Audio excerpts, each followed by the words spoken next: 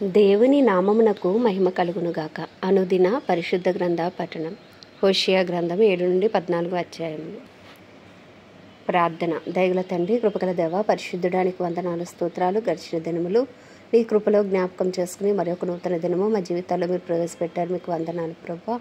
ఈ దినం వాక్యం ద్వారా మాతో మాట్లాడండి. వినిన వాక్యం మా హృదయాల్లో ఫలింపచేయండి. ఆది నుంచి అంతం వరకు మీరే తోడుగా ఉండమని యేసుక్రీస్తు అతి పరిశుద్ధ నామములో అడిగి వేడుకొనిచున్నాం మా పరమ తండ్రి.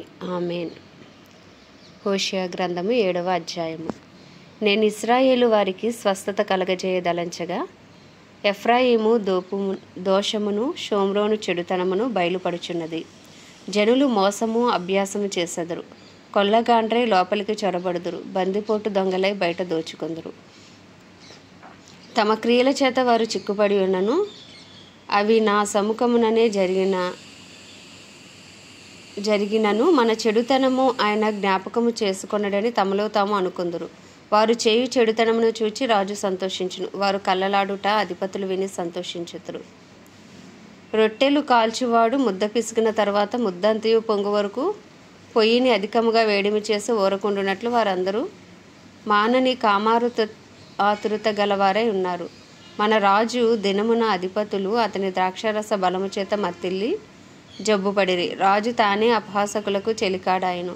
పొయ్యిలో పడినట్లు వారు తమ హృదయములను మాటులోనికి తెచ్చుకొని ఉన్నారు. తమలో రొట్టెలు కాల్చువాడు రాత్రి అంతరూ నిద్రపోయినను ఉదయమున పొయ్యి బహు మండి కాలుచున్నది. పొయ్యి కాలినట్లు వారందరూ బహు మండి తమ న్యాయాధిపతులను మింగివేయుదురు. వారి రాజులందరూ కూలిరి. వారిలో నన్ను స్మరించువాడు ఒకడునూ లేడు. ఎఫ్రాయిము అన్యజనులతో కలిసిపోయాను. ఎఫ్రాయిము ఎవరునూ త్రిప్పివేయని అప్పము వంటి వాడాయను. అన్యులు అతని బలమును మింగివేసినను అది అతనికి తెలియకపోయాను. తన తల మీద నెరిసిన వెంట్రుకలు కనబడుచున్నను అది అతనికి తెలియదు. ఇశ్రాయేలుకున్న అతిశయాస్పదము అతని మీద సాక్ష్యము పలుకును. ఇంత జరిగినను వారు తమ దేవుడైన యెహోవా యొద్దకు తిరగకయున్నారు, అయినను వెదకకయున్నారు. ఎఫ్రాయిము బుద్ధి లేని పిరికి గుండెగల గువ్వ ఆయను. వారు ఐగుప్తీయులను పిలుచుకొందురు, అష్షూరీయుల యొద్దకు పోదురు. వారు వెళ్ళగా నేను వారి పైని నా వల వేయుదును. ఆకాశ పక్షులను ఒకడు కొట్టినట్లు వారిని పడగొట్టుదును. వారి సమాజమునకు నేను ప్రకటించిన ప్రకారము నేను వారిని శిక్షింతును. వారికి శ్రమ కలుగును. వారు నన్ను విసర్జించి తప్పిపోయి ఉన్నారు. వారికి నాశనము కలుగును. వారు నా మీద తిరుగుబాటు చేసి ఉన్నారు.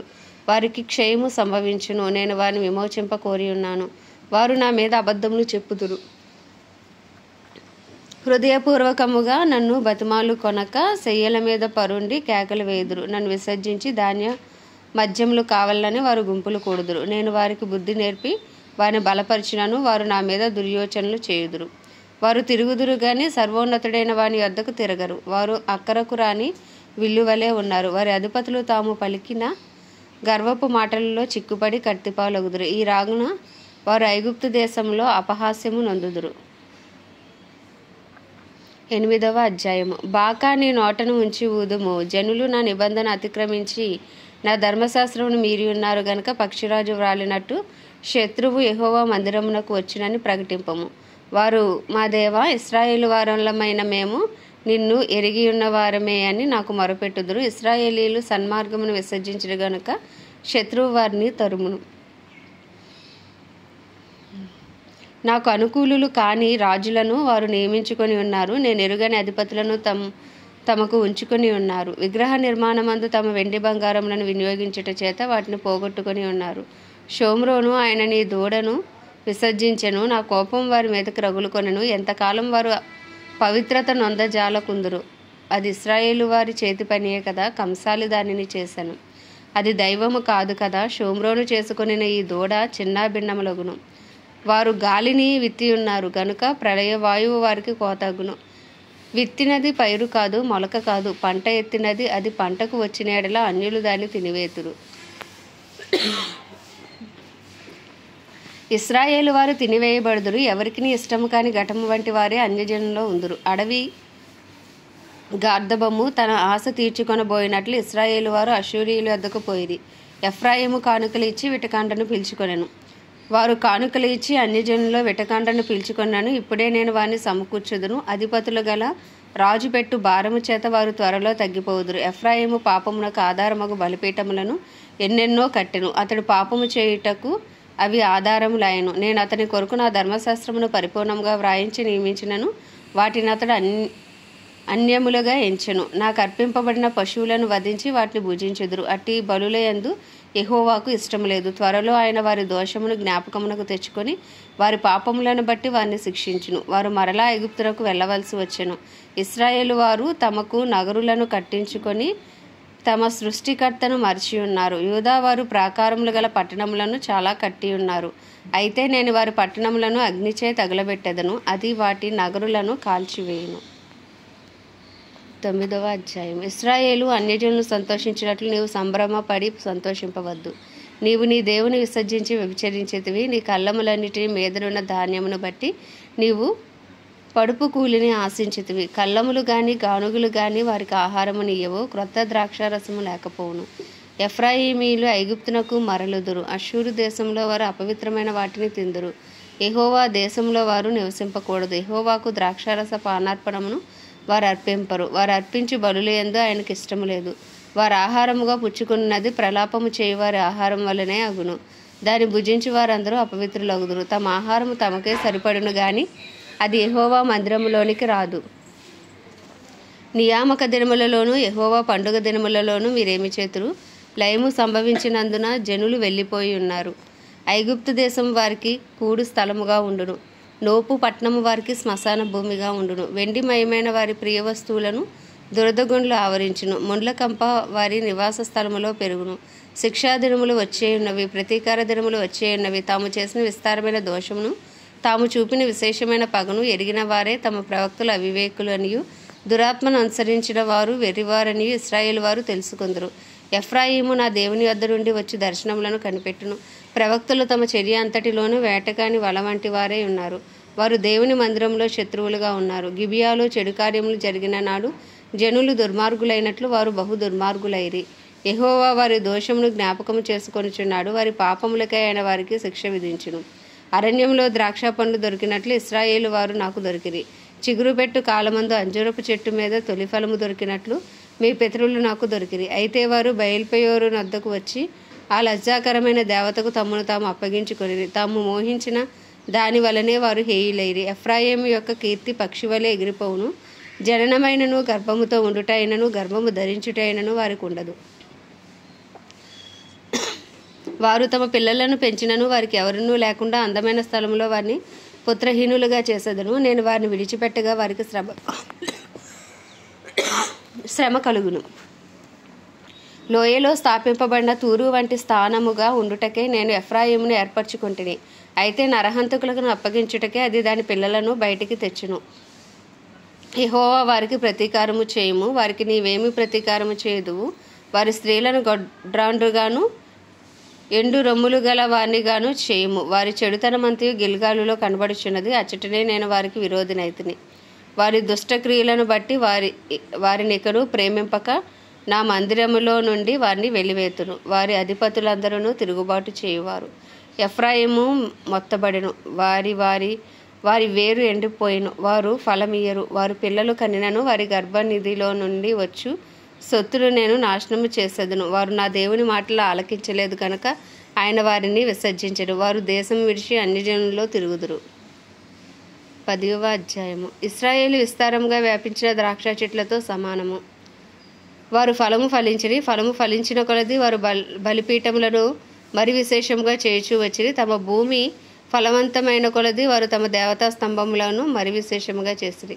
వారి మనసు కపటమైనది గనుక వారు త్వరలోనే తమ అపరాధమునకు శిక్షను పొందుదురు. యెహోవా వారి బలిపీఠములను తుత్తినీయులుగా చేయును. వారు ప్రతిష్ఠించిన దేవతా స్తంభములను పాడు చేయును. రాజు మనకు లేడు, మనము యెహోవాకు భయపడము. రాజు మనకేమి చేయను అని వారు ఇప్పుడు చెప్పుదురు. అబద్ధ ప్రమాణములు చేదురు, సందులు చేదురు, వట్టి మాటలు పలుకుదురు. అందువలన భూమి చాలలో విషపు కూర మొలిచినట్టుగా దేశంలో వారి తీర్పులు బయలుదేరుచున్నవి. బేతావేనులో ఉన్న దూడ విషయమే షోమ్రోను నివాసులు భయపడుదురు. దాని ప్రభావము పోయినని ప్రజలను సంతోషించుచుండిన దాని అర్చకులను దుఃఖింతురు. ఎఫ్రాయిము అవమానము నొందుటకు ఇశ్రాయేలు వారు తాము చేసిన ఆలోచన వలన సిగ్గు తెచ్చుకొనుటకు అది అషూరు దేశంలోకి కొనుపోబడి రాజైన యారేబునకు కానుకగా ఇయ్యబడిను. షోమ్రోను నాశనమగును. దాని రాజు నేలలో కొట్టుకొని పోవును నురుగుతో సమానమగును. ఇశ్రాయేలు వారి పాపము పాపస్వరూపమైన అవెనులోని ఉన్నత స్థలములు లయమగును. ముండ్ల చెట్లును కంపయు వారి బలిపీఠముల మీద పెరుగును. పర్వతములను చూచి మమ్మను మరుగు చేయుడనియు కొండలను చూచి మా మీద పడుడనియు వారు చెప్పుదురు. ఇశ్రాయేలు, గిబియా దినములలో నుండి నీవు పాపం చేయుచు వచ్చితివి.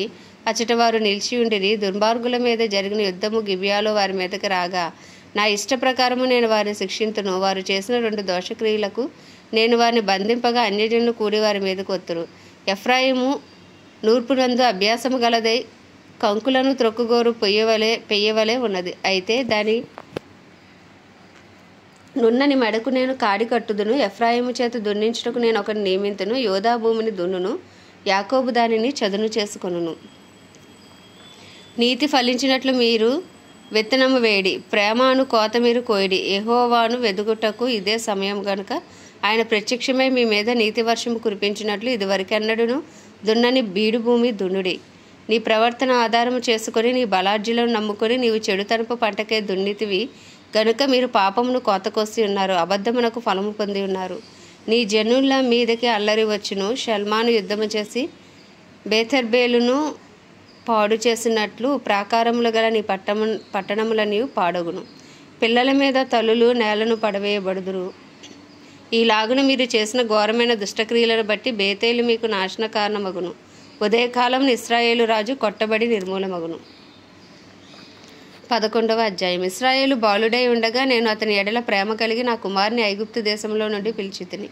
ప్రవక్తల వారిని పిలిచినను బయలుదేవతలకు వారు బలులు అర్పించిరి, విగ్రహములకు ధూపము వేసిరి. ఎఫ్రాయిమును చేయి పట్టుకుని వానికి నడక నేర్పిన వాడను నేనే, వారిని కౌగులించుకొనిన వాడను నేనే వారిని స్వస్థపరిచిన వాడనైనను ఆ సంగతి వారికి మనసున పట్టలేదు.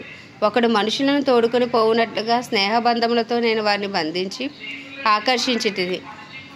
ఒకడు పశువుల మీదకి కాడిని తీసినట్లు నేను వారి కాడిని తీసి వారి ఎదుట భోజనము పెట్టితిని.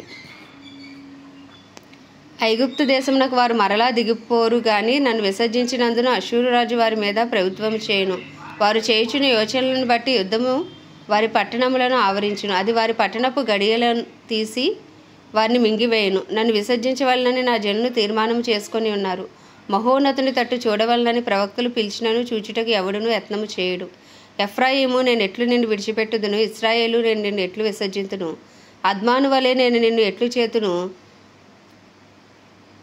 సెబోయిమునకు చేసినట్లు నీకు ఎట్లు చేతును? నా మనస్సు మారినది, సహింపలేకుండా నా అంతరంగం మండుచున్నది. నా ఉగ్రతాగ్నిని బట్టి నాకు కలిగిన యోచనను నేను నెరవేర్చను. నేను మరలా ఎఫ్రాయిమును లయపరచను. నేను మీ మధ్య పరిశుద్ధ దేవుడను గాని మనుష్యుడను కాను. మిమ్మను దహించినంతగా నేను కోపింపను. వారు యెహోవా వెంబడి నడిచెదరు. సింహము గర్జించినట్లు ఆయన ఘోషించును. ఆయన ఘోషింపగా పశ్చిమ దిక్కుమున ఉన్న జనులు వణుకుచూ వత్తురు. వారు వణుకుచూ పక్షులు ఎగురునట్లుగా ఐగుప్తు దేశంలో నుండి వత్తురు. గువ్వలు ఎగురునట్లుగా అష్షూరు దేశంలో నుండి ఎగిరి వత్తురు. నేను వారిని తమ నివాసములలో కాపురం ఉంతును. ఇదే యెహోవాకు. ఎఫ్రాయిము వారు అబద్ధములతో నన్ను ఆవరించి ఉన్నారు. ఇశ్రాయేలు వారు మోసక్రియలతో నన్ను ఆవరించి ఉన్నారు. యూదా వారు నిరాటంకముగా దేవుని మీద తిరుగుబాటు చేయుదురు, నమ్మకమైన పరిశుద్ధ దేవుని మీద తిరుగుబడుదురు.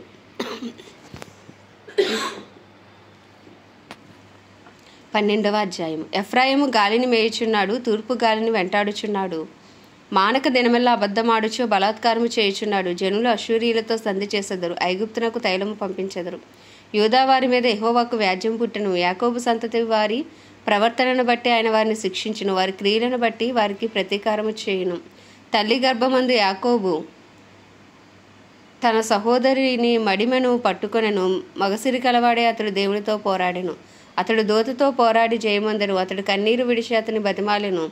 బేతేలులో ఆయన అతనికి ప్రత్యక్షమాయెను. అక్కడ ఆయన మనతో మాట్లాడాను. యెహోవా అని, సైన్యములకు అధిపతికి యెహోవా అని ఆయనకు జ్ఞాపకార్థ నామము.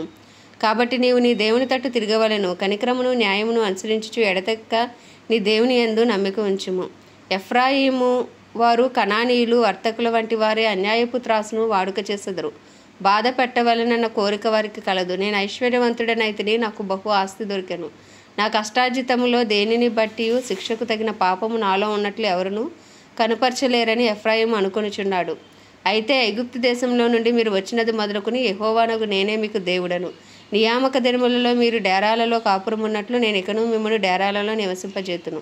ప్రవక్తలతో నేను మాట్లాడి ఉన్నాను, విస్తారమైన దర్శనములను నేను ఇచ్చి ఉన్నాను, ఉపమాన రీతిగా అనేక పర్యాయములు ప్రవక్తల ద్వారా మాట్లాడి ఉన్నాను. నిజముగా గిలాదు చెడ్డది, అచ్చటివి వ్యర్థములు. గిల్గాలులో జనులు ఎడ్లను బలులుగా అర్పించరు. వారి బలిపీఠములు దున్నిన చేని గనిమల మీదనున్న రాళ్ల కుప్పల వలె ఉన్నవి. యాకోబు తప్పించుకుని సిరియా దేశంలోనికి పోయాను. భార్య కావాలని ఇశ్రాయేలు కొలువు చేసెను, భార్య కావాలని అతడు గొర్రెలు కాచెను. ఒక ప్రవక్త ద్వారా యెహోవా ఇశ్రాయేలీయులను ఐగుప్తు దేశంలో నుండి రప్పించెను. ప్రవక్త ద్వారా వారిని కాపాడాను. ఎఫ్రాయిము బహు ఘోరమైన కోపము పుట్టించెను గనుక అతనిని ఏలినవాడు అతను చేసిన అర్హత్యకే అతని మీద నేరము మోపును. అతడు పరులకు అవమానం కలగజేసినందుకే నేను అతన్ని అవమానపరుతును. 13వ అధ్యాయము. ఎఫ్రాయిము మాట్లాడినప్పుడు భయము కలిగెను. అతడు ఇశ్రాయేలు వారితో తనను గొప్ప చేసుకొనెను. తర్వాత బయలుదేవతను బట్టి అపరాధి అతడు నాశనము పొందెను. ఇప్పుడు వారు పాపము పెంపు చేయుదురు, తమకు తోచినట్లు వెండితో విగ్రహములను పోతపోయుదురు. అదంతయు పనివారు చేయు పనియే. వాటికి బలులను అర్పించేవారు దూడలను ముద్దు పెట్టుకొనడని చెప్పుదురు. కాబట్టి వారు ఉదయమున కనబడి మేఘం వలెను, పెందలకాడ గతించి ప్రాతకాలం మంచు వలెను ఉందురు. కళ్ళములో నుండి గాలి ఎగురుగొట్టు పొట్టు వలెను, కిటికీలో గుండా పోవు పొగవలే ఉందురు. మీరు ఐగుప్తు దేశంలో నుండి వచ్చినది మొదలుకొని యెహోవానకు నేనే మీ దేవుడను. నన్ను తప్ప నీవు ఏ దేవునిని ఎరుగవు. నేను తప్ప రక్షకుడును లేడు. మహా ఎండకు కాలిన అరణ్యంలో నిన్ను స్నేహించిన వాడను నేనే. తరువాత వారికి మేత దొరకగా వారు తిని తృప్తి పొంది గర్వించి నన్ను మరచిరి. కాబట్టి నేను వారికి సింహం వంటి వాడనైతిని. చిరుతపులి మార్గమున పొంచి ఉన్నట్లు నేను వారిని పట్టుకొని పొంచి ఉందును. పిల్లలు పోయిన ఎలుగుబంటి ఒకరి మీద పడినట్లు నేను వారి మీద పడి వారి రొమ్మును చీల్చివేయుదును. ఆడు సింహం ఒకని మింగివేయినట్లు వారిని మింగివేతును. దుష్టమృగములు వారిని చీల్చివేయును. ఇశ్రాయేలు, నీ సహాయకర్తనగు నాకు నీవు విరోధివై నిన్ను నీవే నిర్మూలము చేసుకొనుచున్నావు. నీ పట్టణములలో దేని అందులో నీకు సహాయము చేయకుండా నీ రాజు ఏమాయను? రాజును అధిపతులను నా మీద నియమించమని నీవు మనవి చేసుకుంటువి కదా. నీ అధిపతులు ఏమైరి? కాగా కోపం తెచ్చుకుని నీకు రాజును నియమించితివి. క్రోధము కలిగి అతని కొట్టివేయుచున్నాను. ఎఫ్రాయిము దోషము నా యొద్ద ఉంచబడి ఉన్నది, అతని పాపము భద్రము చేయబడి ఉన్నది. ప్రసూతి వేదనలు కలిగినట్టుగా అతనికి వేదన పుట్టును. పిల్ల పుట్టు సమయంలో బయటికి రాని శిశువు అయినట్టుగా అతడు బుద్ధి లేనివాడే వృద్ధికి రాడు. అయినను పాతాళ వర్షంలో నుండి నేను వారిని విమోచింతును, మృత్యువు నుండి వారిని రక్షింతును. ఓ మరణమా, నీ విజయం ఎక్కడ? ఓ మరణమా, నీ ముల్లెక్కడ? పశ్చాత్తాపము నాకు పుట్టదు. నిజముగా ఎఫ్రాయిము తన సహోదరుల్లో ఫలాభివృద్ధి రొందును. అయితే తూర్పు గాలి వచ్చును, యెహోవా పుట్టించు గాలి అరణ్యములో నుండి లేచును. అది రాగా అతని నీటి బుగ్గలు ఎండిపోవును, అతని ఓటలు ఇంకిపోవును. అతని ధననిధులను, అతనికి ప్రియమైన వస్తువులన్నిటినీ శత్రువు కొల్లపెట్టును. షోమ్రోను తన దేవుని మీద తిరుగుబాటు చేసిన గనుక అది శిక్షనందును. జనులు కత్తిపాలగుదురు, వారి పిల్లలు రాళ్లకు వేసి కొట్టబడుదురు, గర్భిణీ స్త్రీల కడుపులు చేల్చబడును. 14వ అధ్యాయము. ఇశ్రాయేలు, నీ పాపము చేత నీవు కూలితివి గనుక నీ దేవుడైన యెహోవా తట్టుకు తిరుగుము. మాటలు సిద్ధపరచుకొని యెహోవా యొద్దకు తిరుగుడి. మీరు ఆయనతో చెప్పవలసినదేమనగా, మా పాపములన్నింటినీ పరిహరింపుము. ఎడ్లకు బదులుగా నీకు మా పెదవులు అర్పించుచున్నాము. నీవు అంగీకరింపదగినవి అవే మాకు ఉన్నవి. అశూరీయుల చేత రక్షణ అందగోరము. మేమికను గుర్రములను ఎక్కము. మీరే మాకు దేవుడని మేమిక మీదట మా చేతి పనితో చెప్పము. తండ్రి లేని వారి ఎదుర వాత్సల్యము చూపువాడవు నీవే కదా. వారు విశ్వాసఘాతకులు కాకుండా నేను వారిని గుణపరుచుదును. వారి మీదనున్న నా కోపము చల్లారెను. మనస్ఫూర్తిగా వారిని స్నేహితును. చెట్టునకు మంచు ఉన్నట్లు నేను అతనికి ఉందును. తామర పుష్పం పెరుగునట్లు అతడు అభివృద్ధి నొందును. లెబానోను పర్వతము దాని వేళ్ళు తన్నునట్లు వారు తమ వేళ్ళు తన్నుదురు. అతని కొమ్ములు విశాలముగా పెరుగును. ఒలీవ చెట్టునకు కలిగినంత సౌందర్యం అతనికి కలుగును. లెబానోనుకున్నంత సువాసన అతనికి ఉండును. అతని నీడయందు నివసించువారు మరలి వత్తురు. ధాన్యము వలె వారు తిరిగి మొలుతురు. ద్రాక్షాతెట్టు వలె వారు వికసింతురు. లెబానోను ద్రాక్షారసము వాసన వలె వారు పరిమళింతురు. ఎఫ్రాయిము బొమ్మలతో నాకు ఇక నిమిత్తమేమి? నేనే ఆలకించుచున్నాను. నేనే ఎఫ్రాయిమును గూర్చి విచారణ చేయుచున్నాను. నేను చిగురు పెట్టు సలర వృక్షము వంటి వాడను. నా వలననే నీకు ఫలము కలుగును. జనులు ఈ సంగతులను వివేచింతురు, బుద్ధిమంతులు వాటిని గ్రహింతురు. ఏలయనగా యెహోవా మార్గములు చక్కనివి, నీతివంతులు దాన్ని అనుసరించి నడుచుకుందరు. కానీ తిరుగుబాటు చేయువారు వారి దారికి అది అడ్డము గనుక వారు తొట్టిల్లుదురు. ఆమె దేవుడి పరిశుద్ధ వాక్యం మన వినికిడిలో దీవించును గాక. ప్రార్థన. దయగల తండ్రి, కృపగల దేవ, పరిశుద్ధుడానికి వందనాలు, స్తోత్రాలు. జీవాధిపతి, న్యాయాధిపతి, మృత్యుంజయుడా, మహాగణత కారుకుడా, యోగ్యుడా, పూజ్యుడా, కృపను చూపుటకు ఐశ్వర్యవంతుడానికి వందనాలు, స్తోత్రాలు. ప్రభా, గడిచిన దినములన్నీ అయ్యా నీ కృపలో జ్ఞాపకం చేసుకున్నారు ప్రభా, నీకు వందనాలు, స్తోత్రాలు, స్తుతులు చెల్లించుకుంటున్నాయి ఉదయకాలమున.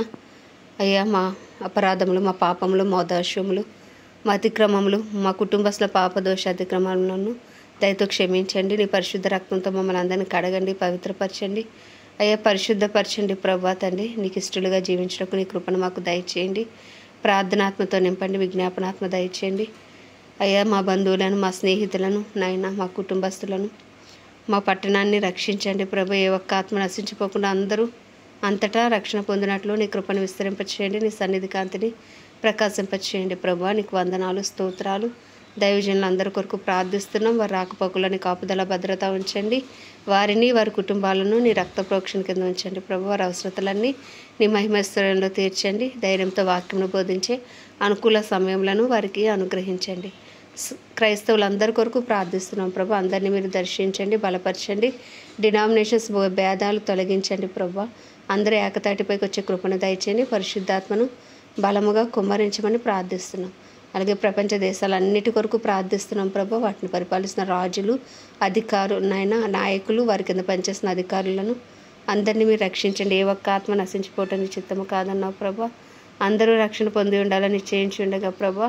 అయ్యా నీ చిత్తము జరుగునట్లు నీ కృపను అనుగ్రహించండి. నీతి న్యాయంతో వారి పరిపాలన జరిగించినట్లు నీ కృపను దయచేయమని వేడుకుంటున్నాం. ఇజ్రాయెల్ దేశాన్ని జ్ఞాపకం చేసుకోండి. ఇజ్రాయెల్ సరిహద్దులో సమాధానం ఉంచి ఇజ్రాయెల్ ప్రజలకు గొప్ప రక్షణ దయచేయమని వేడుకుంటున్నాం. ప్రత్యేకించి భారతదేశాన్ని హస్తాలకు అప్పచెప్పుకుంటున్నాం ప్రభా. భారతదేశంలో ఉన్న రాష్ట్రాలన్నింటినీ దర్శించండి. మా భారతదేశ ప్రధానిని, నాయన ముఖ్యమంత్రులను, అయ్యా గవర్నరు, ప్రెసిడెంట్, వైస్ ప్రెసిడెంట్, ఎమ్మెల్యేలు, ఎంపీలు అందరినీ మీ హస్తాలకు అప్పచెప్పుకున్నాం. అందరికీ గొప్ప రక్షణ దయచేయండి.